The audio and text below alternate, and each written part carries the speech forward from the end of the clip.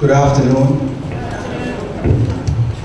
All the formalities, Minister, Mayor, ladies and gentlemen, all.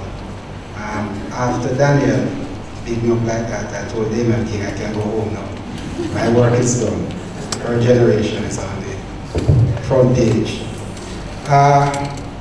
My title, Beyond the Pact of 1944, refers to something Daniel mentioned, which was the 1938 riots. The 1938 so-called riots, or uprising, signaled the beginning of modern Jamaica. This is standard Jamaican history. And out of it emerged something which is really written in the history books, which is what I call the Pact of 1944, which was really a social as well as a political agreement on the future of Jamaica. It was never written down, there was no signed agreement, but it existed, it was very real.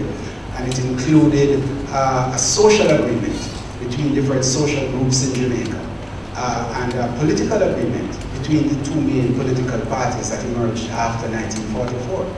And it said the social agreement basically centered around the notion that the emergent middle classes would lead a process, would take the political kingdom, the political power, but that process would bring benefits to the poorer classes, to the working classes in Jamaica. This was the foundation out of which Jamaica emerged into the modern era.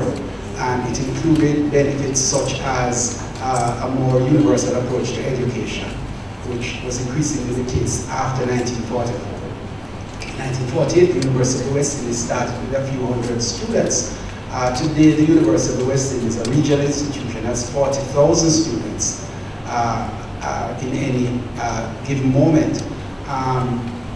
The health system in Jamaica improved significantly in the post-war years.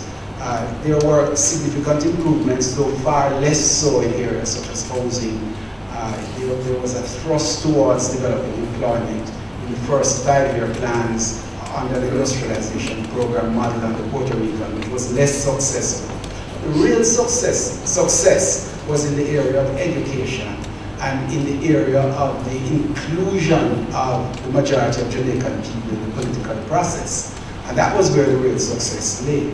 My argument essentially is that that pact unraveled 2 decades after its formation in the 1960s and into the 1970s.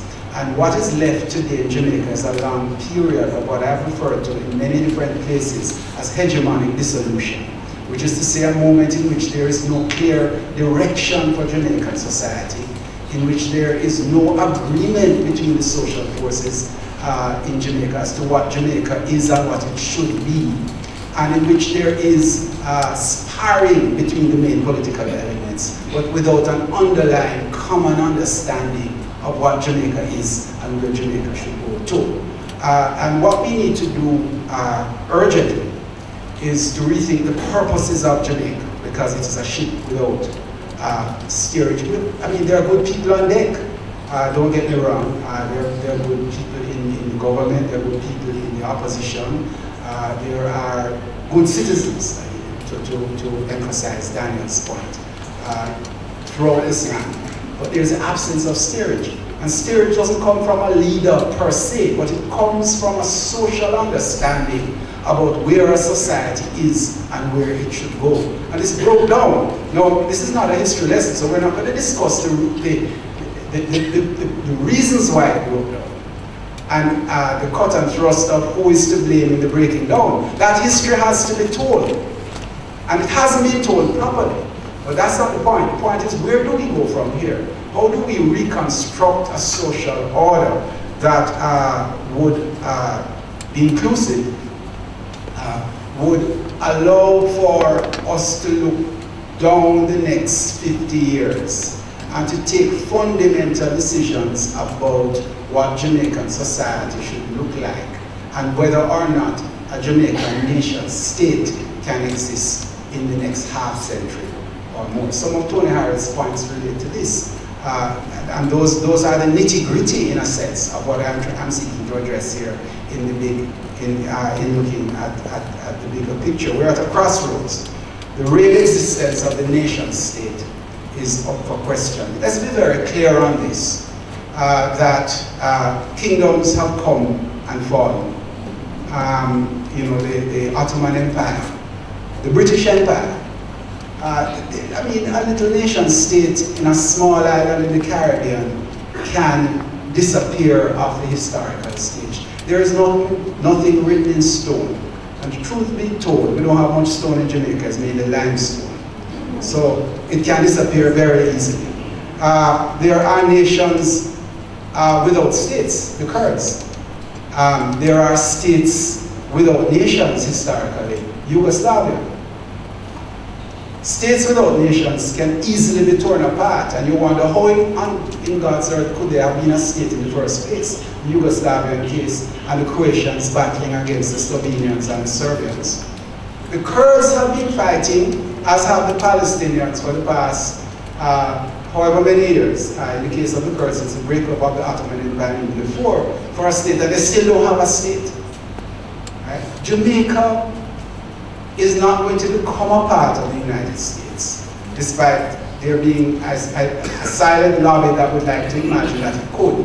The United States is not going to take on Jamaica's problems, as it already has Puerto Rico and a number of other issues internally that it has to deal with. So our alternative is not becoming a part of the United States.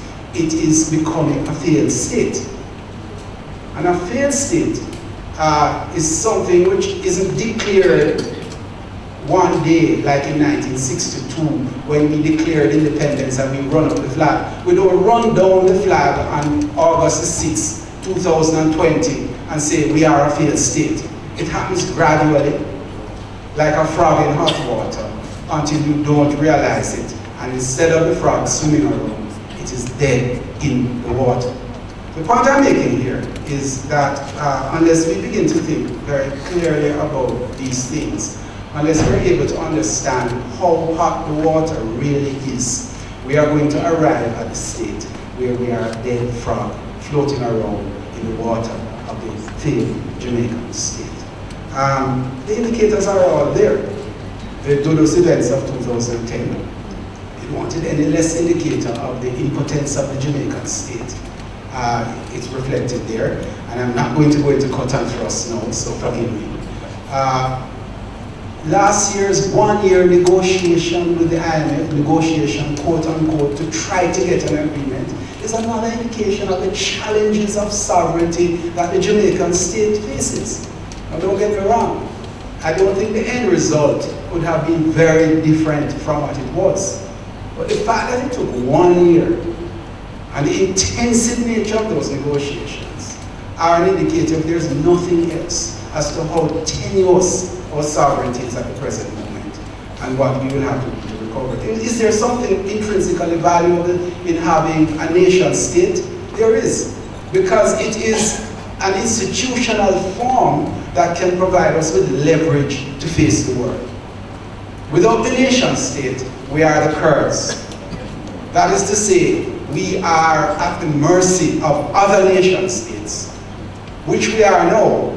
But when we are totally at the mercy, we will know the difference from when we are partially at the mercy, which is the state we are in right now. So my argument essentially is this, is that we have to do all in our power to try to understand why we are where we are and how we can recover ground, make Jamaica a viable nation state.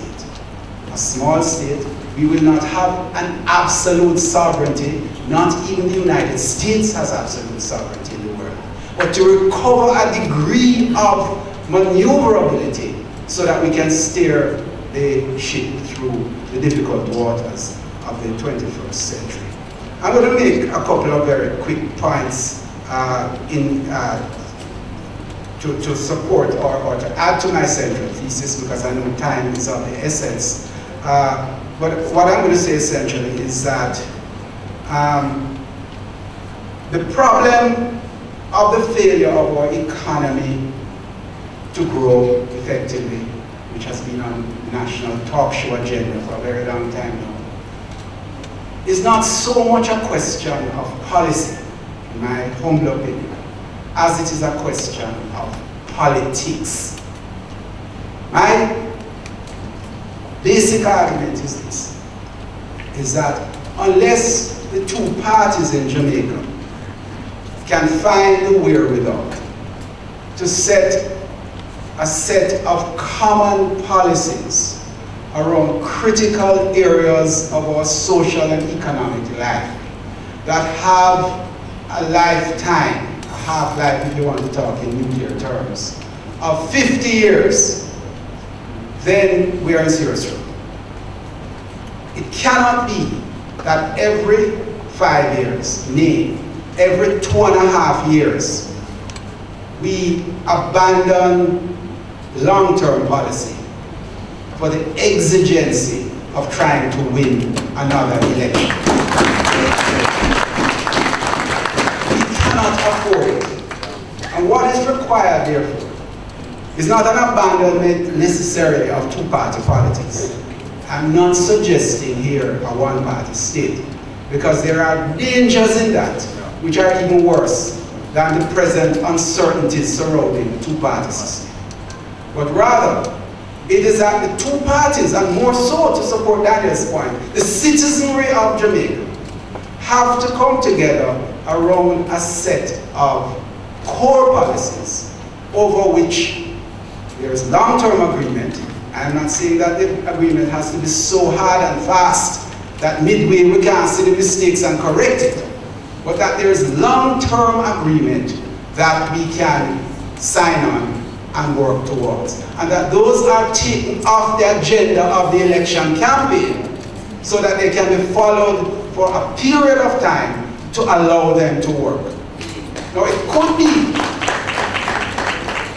that not all the items on the national agenda have to be on that. It might be that education could be one. It could be that fiscal policy could be a second. It is possible that health could be a third, and industrial policy a fourth.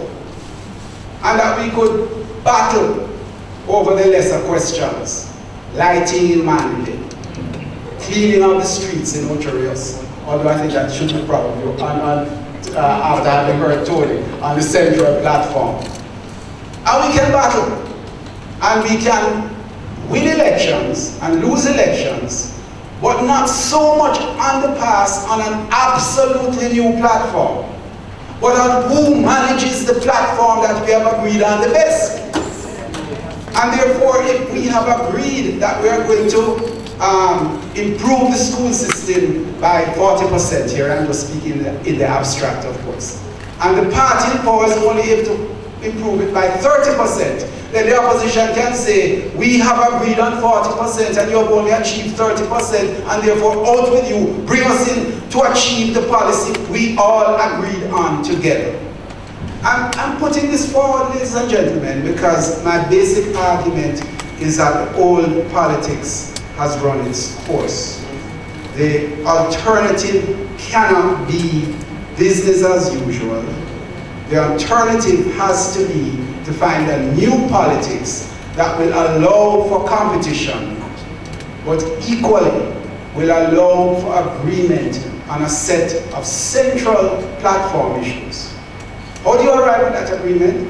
I have been advocating for 20 years that independence was in 1962, and at that time we never had a constituent assembly of the Jamaican people to decide on our constitution or on the terms of reference of independence.